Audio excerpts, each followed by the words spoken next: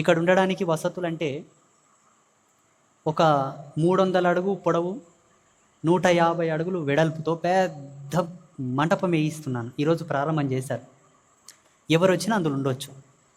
స్త్రీలు ఒకవైపు, పురుషులు ఒకవైపు, మధ్యలో మొత్తం దీక్షలు అనుష్ఠానాలు చేసుకోవడానికి పెద్దగా గోమాత కళ్యాణానికి వేసిన దానికన్నా పెద్దగా అత్త చివరిలో అమ్మవార్లు ఉంటారు.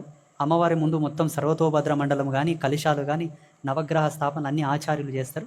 ఆ స్టేజ్ ముందర హోమగుండం ఉంటుంది. ఇంకా చుట్టూతో మొత్తం స్వాములు ఉండడానికే వాళ్ళ బ్యాగులు పెట్టుకోవచ్చు, ఛార్జింగ్ పాయింట్లు ఉంటాయి, ఛార్జింగ్ పెట్టుకోవచ్చు. చక్కగా అంతా విడిది. ఇంకా భోజనాలకు ఇటుపక్క ఈశాన్య భాగంలో ఒక 200 అడుగులు పొడవు, ఒక 50 అడుగులు వెడల్పుతో స్త్రీలకు ఒక పక్క, పురుషులకు ఒక పక్క ఫుడ్ సెక్షన్, ఒక 50 అడుగులు 60 అడుగులు వెడల్పుతోటి వంటశాల, పాకశాల ఏర్పాటు చేసాం. చక్కగా ఉదయం 3 గంటల నుంచి రాత్రి 11 గంటల వరకు భోజనాలు ఉంటాయి. ఎప్పుడు ఆకలి అయితే అప్పుడు తినొచ్చు, వచ్చి ఆడ మండపంలో పూజలో పాల్గొనవచ్చు. ఓపిక ఉంటే జపం చేయొచ్చు, ఓపిక లేకపోతే ఇట్లా పూజ చూడవచ్చు. ఈ 2 ఓపిక లేకపోతే ఛార్జింగ్ పాయింట్లు ఉంటాయి, ఛార్జింగ్ పెట్టు, ఫోన్కు పెట్టు, ఒత్తు కూడా కూర్చో.